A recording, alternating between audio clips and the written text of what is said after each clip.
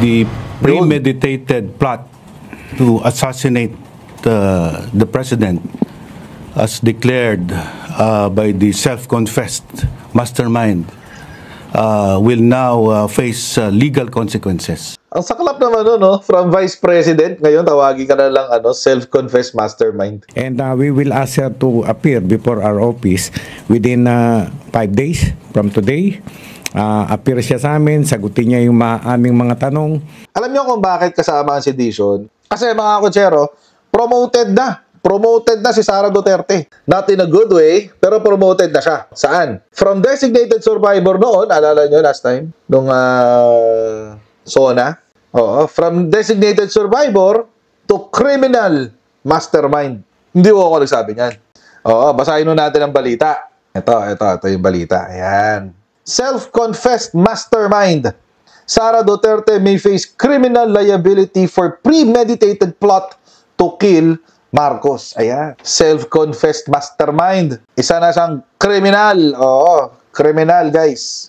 Sara Duterte may face criminal liability. Ito po yung sinabi sa balita kanina. Paigahon natin sinabi sa balita.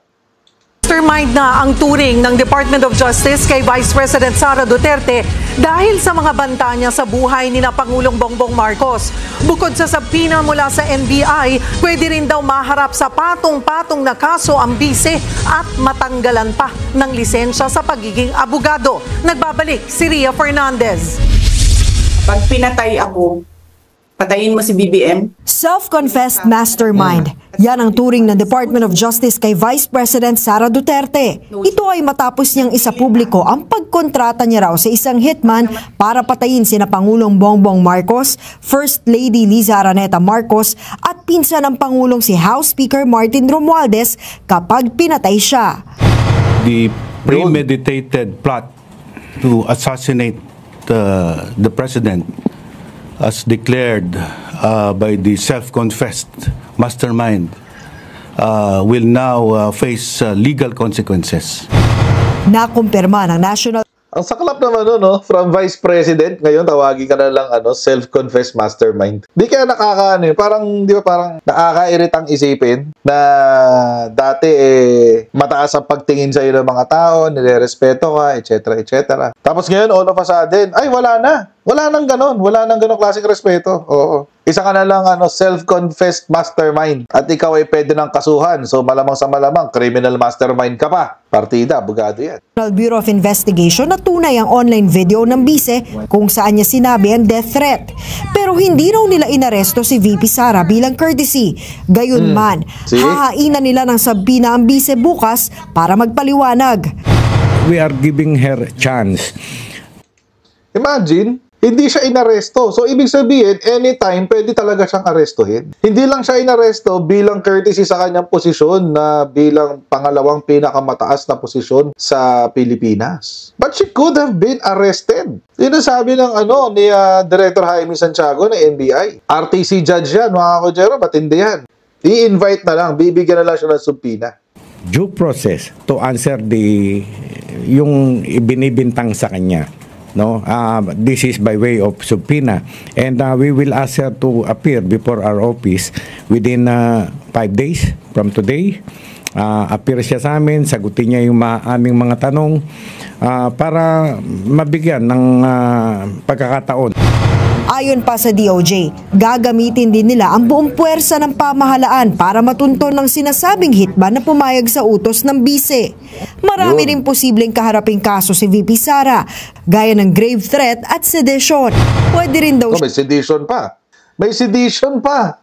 Grave threat. Yung grave threat, malalalala na yung grave threat Pero may sedition pa. May sedition case. Oo. Grabe. Alam niyo kung bakit kasama ang sedition? Kasi mga kutsero, yung panggugulo na kanyang ginawa. Hindi lang yan. Pwede rin inciting to sedition. Kasi yung mga supporters at followers niya, nakikigulo. Di ba? Naalala niyo kay Kibuloy? Tapos naigulo yung mga tao niya. Di ba? Kinasuhan din sila ng sedition. Simpleng-simple lang naman ang sedition.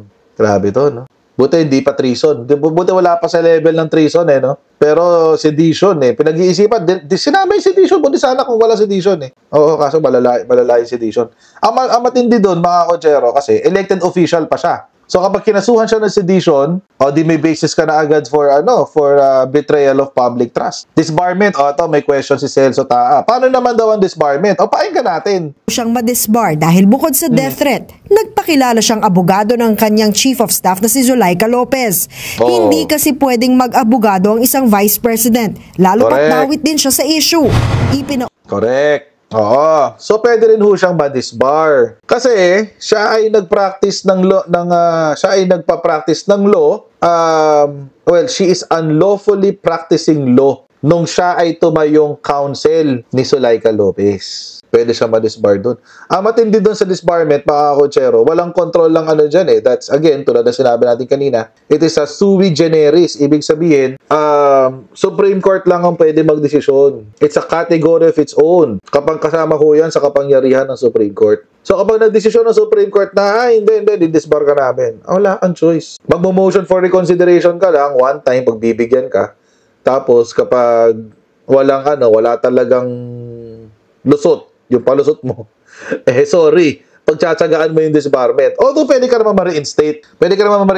Kaso may time frame na pinag-uusapan, 2 years yata or 3 years. Tapos ang daming requirements, papipirmahin ka ng, paghahanapin ka ng certificate of good moral character, etc. Testimonya na inayos na yung mga issues mo, whatever. Very, very tedious. Yung pagbabalik kapag ikaw ay na-disbar.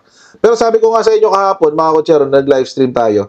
Ako medyo happy na ako kung ma-disbar muna siya. Unahin na natin doon. Kasi mga kotsero, may mga statement na naman siya na binitawan. That is a direct assault to the integrity and credibility of the Supreme Court. Meron po siya mga statement kanina na talagang it is an insult to our justice system. It is an insult to the Supreme Court. Nauubayan naman sa Kongreso ang usapin ng impeachment. Hindi po maaring isang tabi lang yan at kailangan po ng ating gobyerno na kumilos dahil po ang isang halal na Pangulo ay binigyan po ng banta ng isang mataas ding opisyal ng gobyerno na may kakayahan din na gawin ito. May investigasyon na rin ng PNP-CIDG.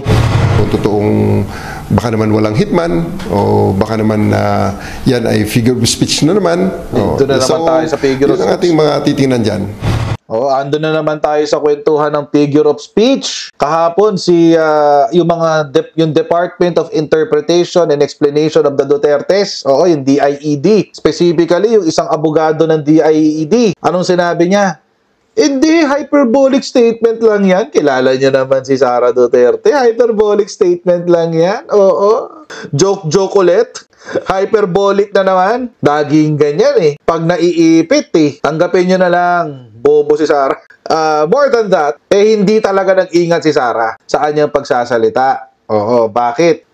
Syempre, close na close siya kay Attorney Zuleika Marami nga nagsasabi, alam nyo, ito nga sabi nga. Kaya raw pinagtatanggol ni Sara, si Attorney Zuleika, dahil magjowa daw sila. Ako, sa akin, mga kotsero, whether it is true or not, it's not important. Hindi ho yun important. Para ho sa akin, ang importante, meron silang malalim na koneksyon. At kung ano ang alam ni Zuleika Lopez, iyan ang maaaring ikabagsak ni Sara Duterte. So sa akin, wala akong pake kung magjowa sila o hindi, or mag-best friends, or magkatrabaho, magkakilala lang sila na matagal na panahon. I don't care. It doesn't really matter in the whole scheme of things. Maliit na parte lang ng kwentuhan yan. Pero ang mas importante kasi, may malalim silang ang koneksyon. At kung si Attorney Zuleika Lopez ay masusukol at mapipisil, baka ikasira ng Sara Duterte. Ikasisira ng political career ni Sara Duterte yan, si Attorney Zuleika Lopez. Kaya gigil na gigil siyang protektahan yan.